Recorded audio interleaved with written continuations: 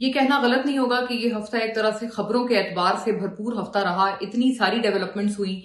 यके बाद दीगरे। Number one तो इमरान खान साहब की 4 हफ्तों से जो नहीं हो रही थी, उनकी अहल खाना से उनकी मुलाकात हुई, उनकी हमशीरा उज़मा खान साहिबा से। फिर उसके बाद जिस तरह का ट्वीट आया उनके अकाउंट से, ये कहना गलत नहीं होगा कि उसकी वजह से एक कड़ी बनती चली गई इवेंट्स की और यके बाद दीगरे डेवलपमेंट्स की। इसी हफ्ते में मुलाकात भी हुई और इसी हफ्ते में मुलाकात पे मुकम्मल तौर पर पाबंदी भी लग गई और डीजीआईएसपीआर की तरफ से अनप्रेसिडेंटेड रिएक्शन भी आ गया। इंपॉर्टेंटली जो सीडीएफ का मच अवेटेड एंटिसिपेटेड नोटिफिकेशन था वो भी इस हफ्ते आया और सीडीएफ के नोटिफिकेशन के ये नोटवर्दी बात है कि इसके बिल्कुल एक रोज बाद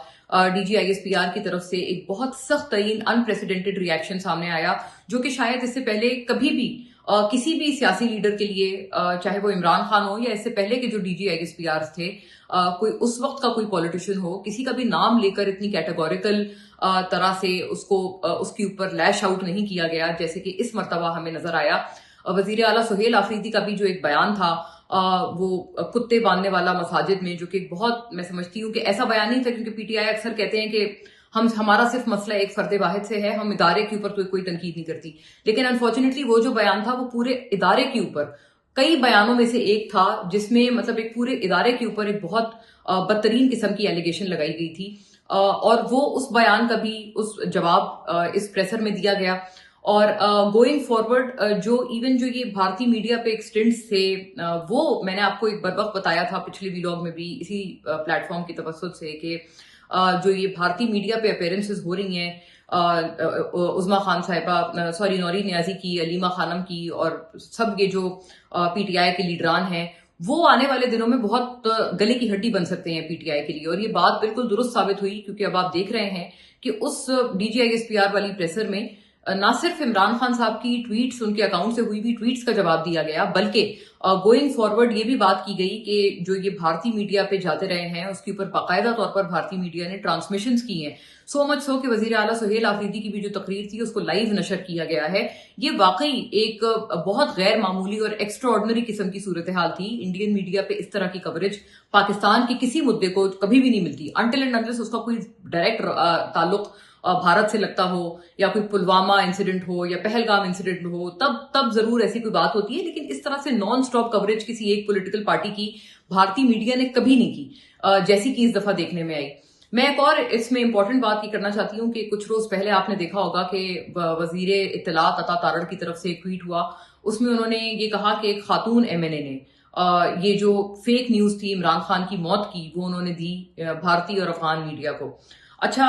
मैं अगर अपने तौर पर सोचूं तो खातून एमएनए, हम सबको पता है कि एक ही इस वक्त खातून एमएनए हैं पीटीआई की, उनका नाम है शानदाना गुलजार। इससे पहले जरताज गुल वजीर भी थी। बहरहाल उनकी नाअहली हो गई 9 मई वाले केसेस में, और मुझे पता है कि क्योंकि मैं सबको जानती हूँ, बहुत अच्छी तरह जानती हूँ, तो जरताज गुल के हवाले से अगर बात उन्होंने की भी होती तो मैं इस पर यकीन ना करती, क्योंकि वो इस तरह की है नहीं।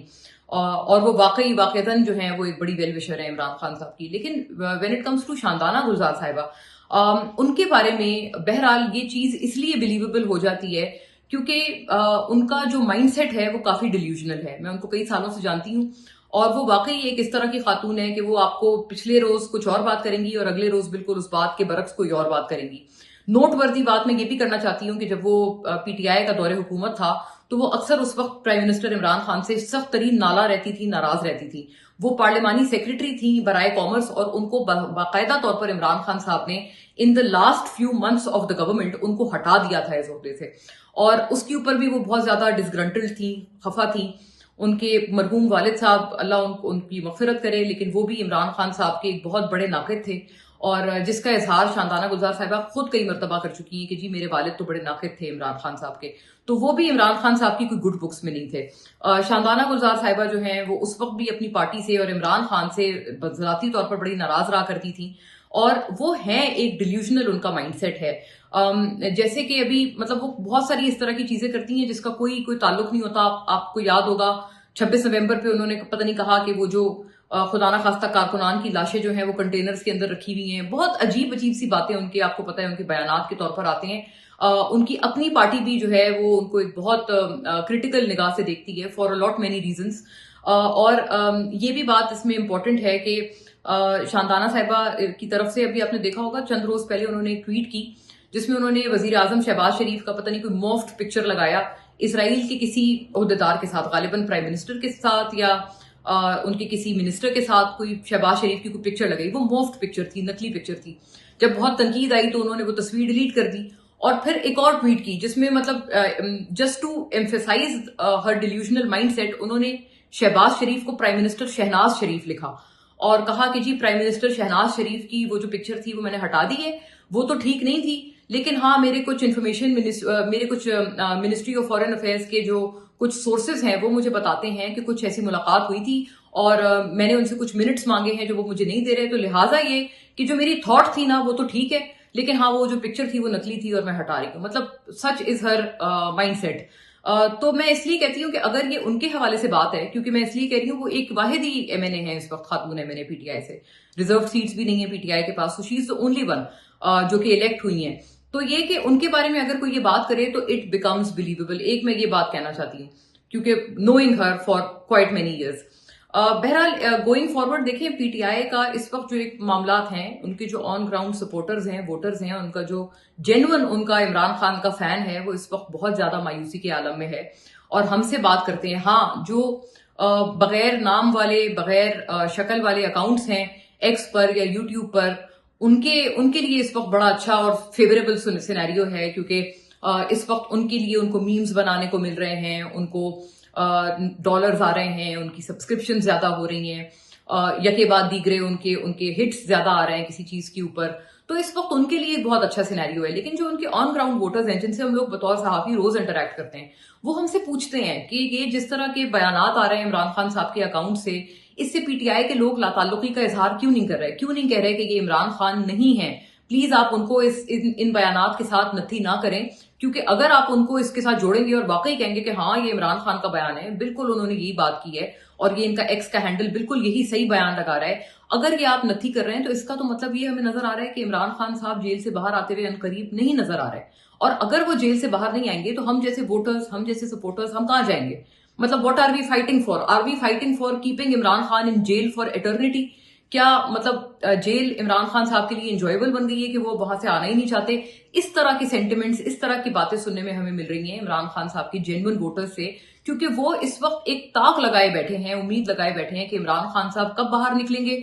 और जो वो कहते हैं कि निजाम बदलो और मैं कुछ करूं इस मुल्क के लिए, जेल में बैठकर वो नहीं कर पाएंगे। वो 2 साल से ऑलरेडी जेल में बैठे हुए हैं। If he wanted to make a point कि हाँ मैं जेल गुजार सकता हूं, वो उन्होंने पॉइंट अपना एस्टेब्लिश कर लिया है। मैं बिल्कुल आपको जबानी कोट अनकोट उनके वोटर्स की बातें बता रही हूँ। वो कहते हैं वो अपनी बात को साबित कर चुके हैं कि वो बखूबी जेल गुजार सकते हैं, लेकिन अब उनको बाहर आना चाहिए, अब उनको अपने लिए, अपने वोटर्स के लिए कुछ करना चाहिए। और अगर ये जो इनकी पार्टी के लोग हैं जो कि उनको जेल में देखकर खुश हो रहे हैं कि हाँ वो बड़े अच्छे हैं, बड़े नजरियाती, जेल में बैठे हैं, डटा हुआ है और जेल में बैठा हुआ है, तो कहते हैं कि मतलब ये क्या कर रहे हैं? क्या इनको खुशी हो रही है कि अपने लीडर को ये लोग जेल में पाबंदे सलासल देख रहे हैं?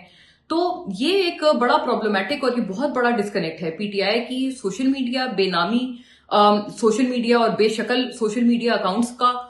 With the real voter base. जो असल वोटर्स हैं जो कि जाकर अपने वोट डालते हैं, बेचारे पता करते हैं कि इमरान खान साहब का इंतखाबी निशान क्या है और पता करके, याद करके उनके कैंडिडेट के ऊपर ठप्पा लगा के आते हैं, उनका इन सोशल मीडिया के अकाउंट से कोई ताल्लुक नहीं है। There is a big disconnect. बदकिस्मती की बात यही है कि जब हम इस चीज को एम्फेसाइज करने की कोशिश करते हैं तो यही जो सोशल मीडिया के बेनामी टाइप अकाउंट्स हैं और इवन जो कुछ नामी अकाउंट्स हैं, पता नहीं क्यों ये चीज उनको सूट कर रही है कि इमरान खान साहब जो है वो जेल में बंद है और आगे आने वाले दिनों में भी उनका कोई बाहर आने का चांस नहीं है। बैरिस्टर गौहर जैसे लोग, मतलब जो उनके लिए जेन्युइन एफर्ट कर रहे हैं, उनकी एफर्ट्स पे भी पानी फिर रहा है कि अगर वो कोई मुज़ाकरात का चैनल खोलते हैं, कुछ बातचीत आगे करते हैं, तो क्या होता है, एक मुलाकात होती है, उसके अंदर इस तरह का इश्तियाल फिर उसके बाद ट्वीट्स की शक्ल में आता है और उस मुलाकात के लिए और जो पीछे जो एफर्ट की हुई होती है या मुज़ाकरात के लिए कोई एक जो माहौल साजगार किया होता है, उसके ऊपर बिल्कुल ठंडा ठंडा पानी फिर जाता है। तो ये एक रेपिटेटिव प्रोसेस बन गया है। जब तक इस साइकिल से पीटीआई नहीं निकलेगी, अनफॉर्चुनेटली इमरान खान साहब के लिए कुछ अच्छा नहीं होगा।